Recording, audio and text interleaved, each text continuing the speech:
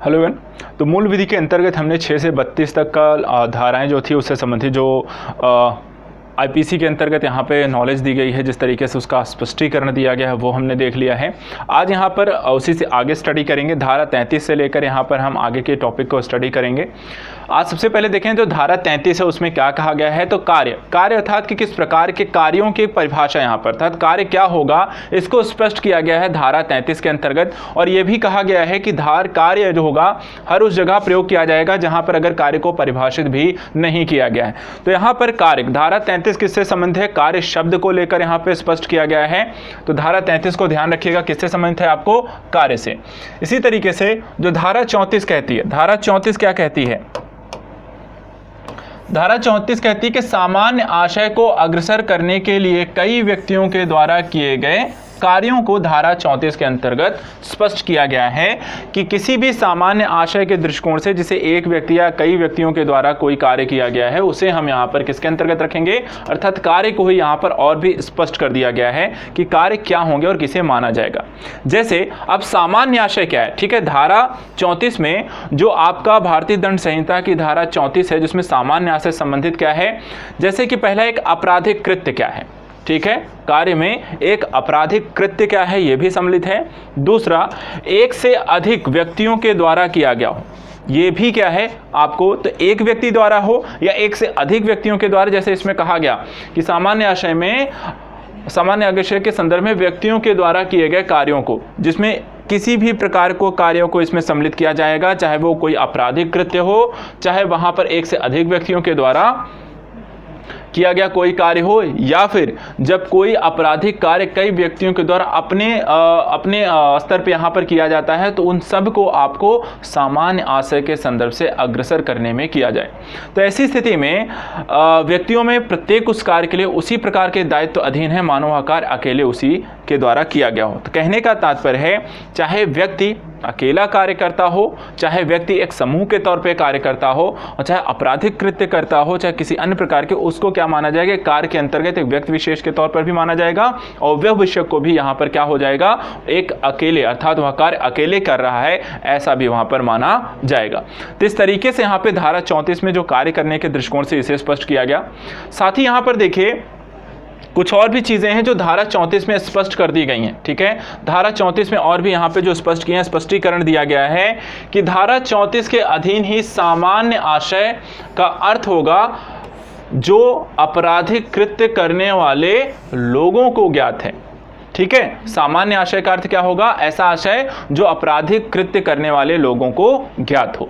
इसी के साथ साथ समान आशय, ठीक है, समान अर्थ की सिमिलर इंटेंशन, कैसा इंटेंशन, सिमिलर, जो समान हो वहां पर। और सामान्य अर्थ आशय अर्थात कि कॉमन इंटेंशन में यहां पर अंतर भी है, ठीक है।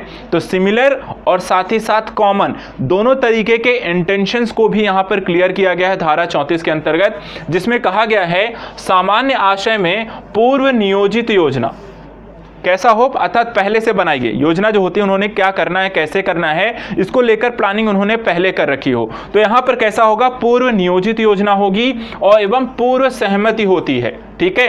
तो यहां पर कॉमन इंटेंशन में क्या है, सामान्य आशय क्या है कि आपने सबने 4-5 लोग, जो जितने भी लोग उस कार्य में सम्मिलित हैं, आपने पहले से मिलकर प्लानिंग की हो, क्या होगा, कैसे करना है, ये सब आपने पहले से डिसाइड किया हो। जबकि समान आशय में क्या होता है, सिमिलर इंटेंशन में पूर्व नियोजित योजना में दिमागों का सम्मिलित नहीं किया होगा। तो यहाँ पर धारा 34 में दोनों ही चीज़ों को अलग अलग स्पष्ट कर दिया गया है कि सिमिलर इंटेंशन का क्या मतलब माना जाएगा और कॉमन इंटेंशन का क्या मतलब माना जाएगा। पूर्व नियोजित किस में माना जाएगा, कॉमन इंटेंशन में, और जो अनियोजित तरीके से होगा, जो पूर्व नियोजित नहीं है, उसे सिमिलर इंटेंशन के तहत वहाँ पर स्वीकार किया जाएगा। तो इन कार्यों को भी यहाँ पर स्पष्ट किया गया है, समान आशय को यहाँ पर स्पष्ट किया गया है। तो धारा 34 जो होती है यहाँ पे आशय को स्पष्ट करती हुई यहाँ पर कार्य करती है। इसके अतिरिक्त धारा 34 के अंतर्गत ही सामान्य आशय संबंधित महत्वपूर्ण कुछ वाद आप ध्यान रखिएगा, जैसे महबूब शाह बनाम एम्परर, वीरेंद्र कुमार घोष बनाम एम्परर और श्रीकांतिया बनाम बंबई राज, ये धारा 34 को लेकर यहाँ पे कुछ महत्वपूर्ण वाद भी आए हैं। चलिए अब बात करते हैं धारा 35 के बारे में। धारा 34 हमने देख लिया। अब धारा 35 क्या किस बात से संबंधित है, किस प्रकार की तथ्यों की बात करता है? तो धारा 35 कहता है कि जबकि ऐसा कार्य इसका कारण आपराधिक है और वह आपराधिक ज्ञान या आशय से किया गया हो। अर्थात कि धारा 35 में बोला गया है, धारा 35 कहाँ लगती है, किस बात की बात करता है? यदि कोई व्यक्ति को ये पता है ये अपराध है और उसके बाद भी वो अपराध करता है तो उसे कहाँ है, ऐसे आपराधिक ज्ञान का आशय यहाँ पर स्पष्ट किया गया है धारा 35 में।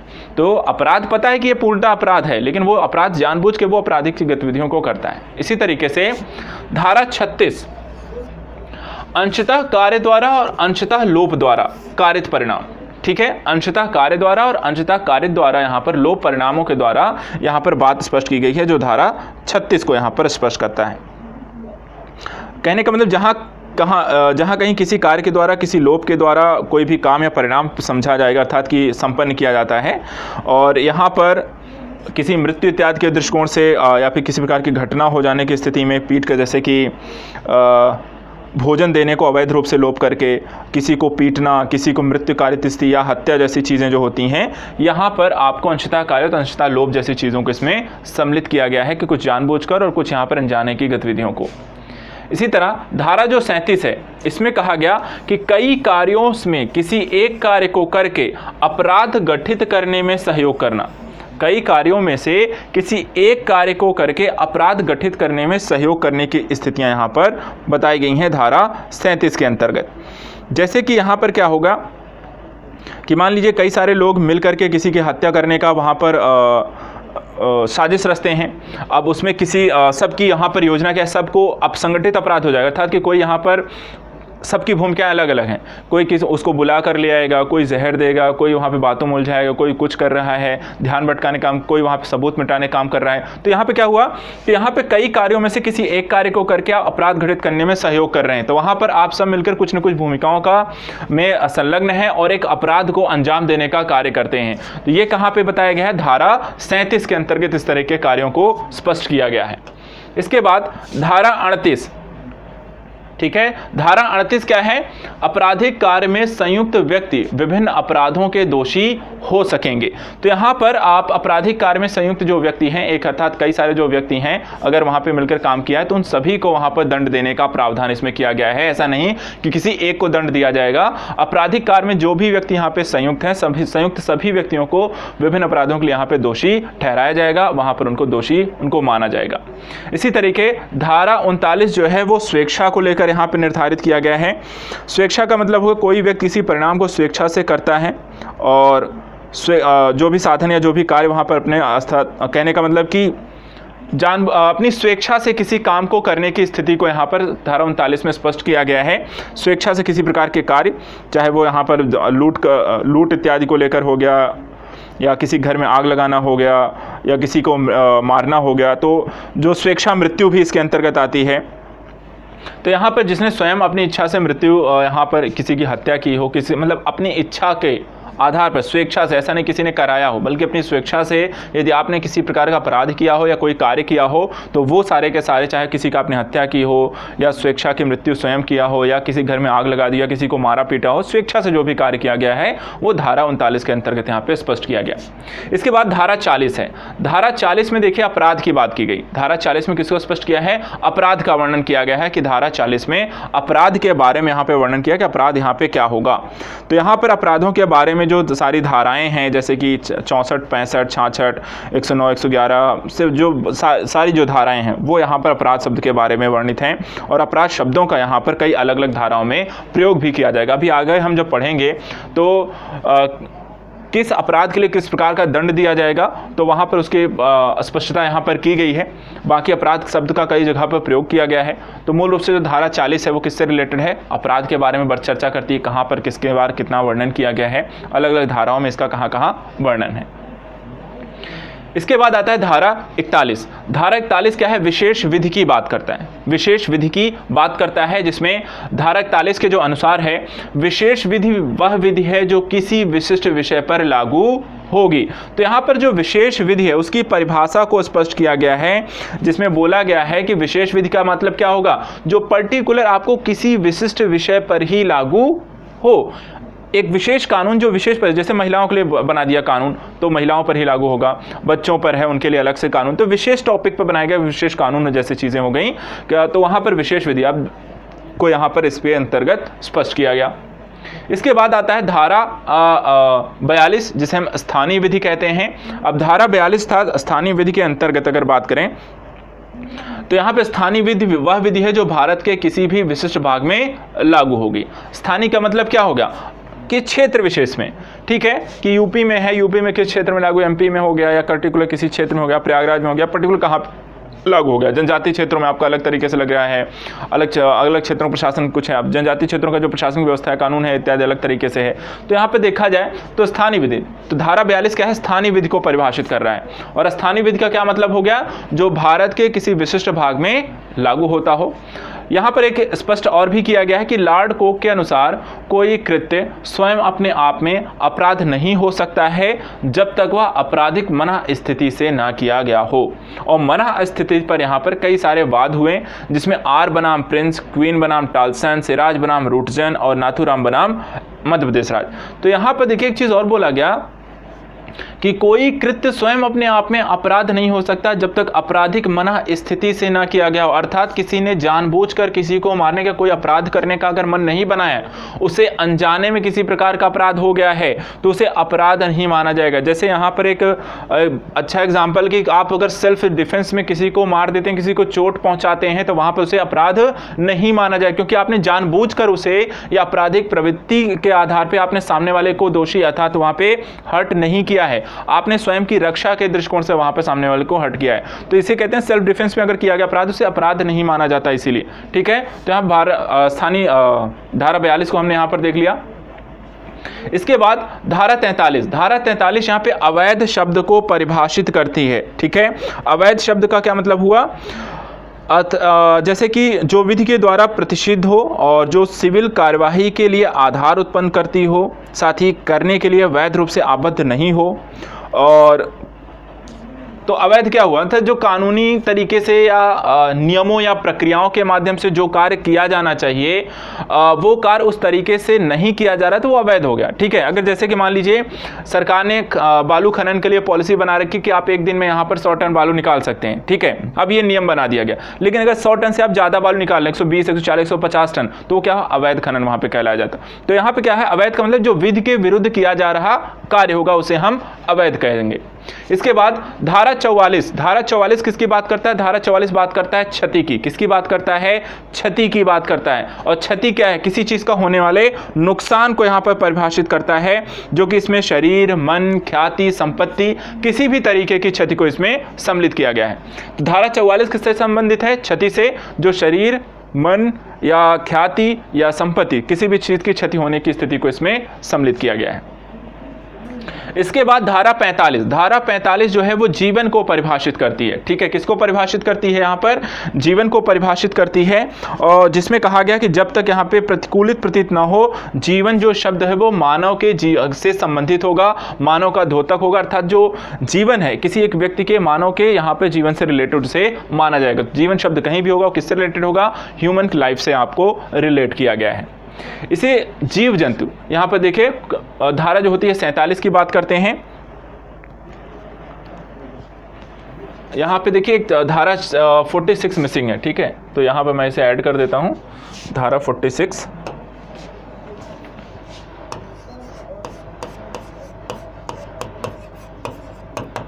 धारा 46 मृत्यु से, ठीक है, 45 जीवन से रिलेटेड है और 46 आपको मृत्यु से रिलेटेड है। किससे रिलेटेड है, मृत्यु से यहाँ पर रिलेटेड है। और मृत्यु का संदर्भ है कि यहाँ पर मानव जीवन की या ह्यूमन लाइफ जो होती है उसके नुकसान से है। तो ह्यूमन लाइफ के यहाँ पर, ह्यूमन लाइफ यहाँ पर थी आपका, और ह्यूमन यहाँ पे डेथ, ठीक है। तो यहाँ पर ह्यूमन लाइफ से रिलेट करती है धारा 45 जीवन शब्द जो है, और यहाँ पर मृत्यु जो है वो ह्यूमन डेथ से यहाँ पर रिलेट करते हुए बताया गया है। इसके बाद देखें तो धारा 47 है, ठीक है। धारा 47 किससे रिलेटेड है, तो जीव जंतुओं किसके अंतर्गत, उनसे संबंधित कानूनों को इसके अंतर्गत रखा गया है। तो यहाँ पर जीवधारी के अंतर्गत इसमें आपको जीव जंतुओं को यहाँ पर रखा गया, जिसमें मानव को भी यहाँ पर सम्मिलित किया गया। तो मानव को भी यहाँ पर जीव जंतुओं के अंतर्गत रखा गया है। इसके अतिरिक्त यहाँ पे मानव से भिन्न, ठीक है, मानव से भिन्न, मानव से भिन्न किसी भी जीवधारी को हम किस में रखेंगे, धारा 47 के अंतर्गत उन्हें जीव जंतु के अंतर्गत परिभाषित किया गया है, धारा 47 में। इसके बाद धारा 48 है जो जलयान से संबंधित है। यहाँ पर जलयान अर्थात कि ऐसी चीज जो मानवों के संपत्ति के जल द्वारा प्रवहन के लिए बनाई गई हो। तो मानव के यहाँ पर एक स्थान से दूसरे स्थान ट्रैवल इत्यादि करने के दृष्टिकोण से, वहाँ पर उनके जीवन के दृष्टिकोण से यहाँ पे कोई चीज़ जो बनाई गई है उसे हम जलयान के दृष्टिकोण से, जो जल में प्रवाह के दौरान यहाँ पे संचालित होती है, अर्थात जल में प्रवाह करके वो एक स्थान से दूसरे स्थान मानव के दृष्टिकोण से वहाँ पर उपयोग की जा रही है, उसे हम यहाँ पर जलयान की संज्ञा देते हैं। तो जलयान को भी यहाँ पर परिभाषित किया गया है। इसके बाद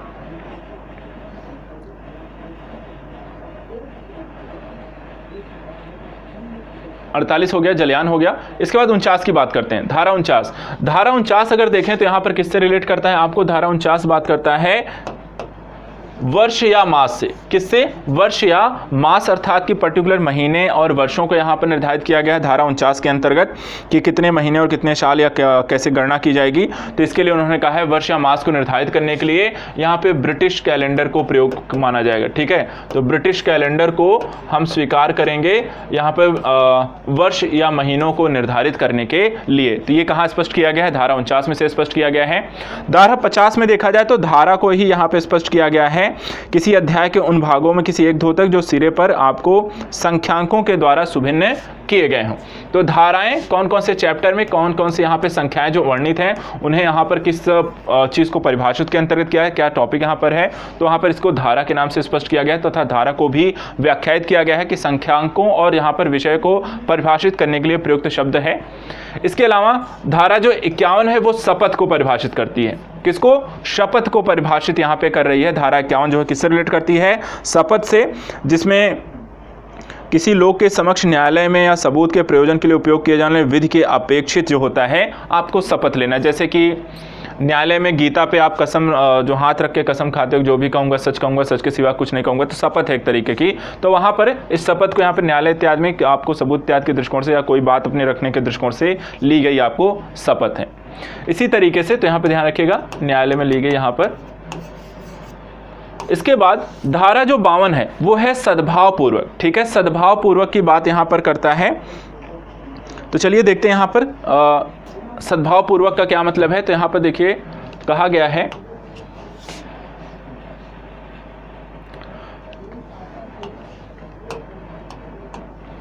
सद्भाव पूर्वक को स्पष्ट करना। जैसे कि धारा 52 में सद्भाव पूर्वक शब्द यहाँ पे परिभाषित किया गया है, जिसके अनुसार कोई बात सद्भाव पूर्वक की गई या विश्वास के द्वारा विश्वास की गई नहीं की जाएगी और सम्यक सतर्कता और ध्यान के बिना की गई, विश्वास की गई। यहाँ पर ये सारी बातों को तो सद्भाव पूर्वक बात यहाँ पे की गई कि आपको कोई भी जो बात है वो विश्वास पूर्वक यहाँ पर आप करते हैं या नहीं करते हैं, साथ ही यहाँ पे सम्यक सतर्कता और ध्यान के बिना की गई हो। तो अर्थात कि कोई भी जो बात है वो बहुत ही ध्यानपूर्वक विश्वास के साथ अपनी बातों को स्पष्ट किया गया हो। यहाँ पे बहुत ज़्यादा आपको अगर देखा जाए तो विश्वास के द्वारा अगर नहीं की गई है तो वहाँ पे इसे सम्मिलित नहीं माना जाएगा। अगर उसमें आपको सम्यक सतर्कता और यहाँ पे ध्यान के बिना की गई है तभी उसे वहाँ पर विश्वास के तहत उसे एक सद्भावपूर्वक बात को माना जाएगा। ठीक है, तो सद्भावपूर्वक जो बातें होंगी, सद्भावपूर्वक शब्द का क्या मतलब हुआ कि सम्यक सतर्कता और ध्यान के बिना यहाँ पर अगर की गई बात होगी तो वहाँ पर विश्वास, इसमें आपको इन सारी चीज़ों को सम्मिलित करते हुए आपको वो विश्वास शब्द को माना जाएगा। तो ये आपका आज का विषय जो है हमने आज 33 से यहाँ पर धारा 33 से लेकर के 52 को देख लिया है। नेक्स्ट लेक्चर में हम यहाँ पे धारा 53 देखेंगे। तो 2 चैप्टर आपके खत्म हो गए। स्पष्टीकरण जो आपका चैप्टर था, ठीक है, स्पष्टीकरण धारा आपको देखा जाए धारा 6 से लेकर के 52, ये आपका स्पष्टीकरण वाला चैप्टर था 6 से 52 तक का, वो आज यहाँ पे हम समाप्त हो गया। अब नेक्स्ट हम चैप्टर में आपको पढ़ेंगे दंड, चैप्टर 3। ठीक है, चैप्टर 3 जो है दंड आपका प्रारंभ होगा। दंडिक जो विषय और कार्यवाही यहाँ पर की गई हैं 53 नंबर के चैप्टर से, वो हम आपको नेक्स्ट लेक्चर में पढ़ना शुरू करेंगे। तो आज के लिए यहाँ पे इतना ही। रिवीजन करते रहिए, पर वीक यहाँ पे 2 से 3 वीडियो आपको मिलते रहेंगे और जल्दी यहाँ पर ये पूरा जो सिलेबस है आपका कंप्लीट करा दिया जाएगा। बाकी आप यहाँ पर रिवीजन करते रहिए। तो आज के लिए फिर यहाँ पर इतना ही रखते हैं। नेक्स्ट वीडियो में मिलेंगे आपको धारा यहाँ पर चैप्टर 3 के साथ, IPC की चैप्टर 3 आपको दंड के साथ 53 नंबर धारा से पढ़ना शुरू करेंगे। Thank you so much.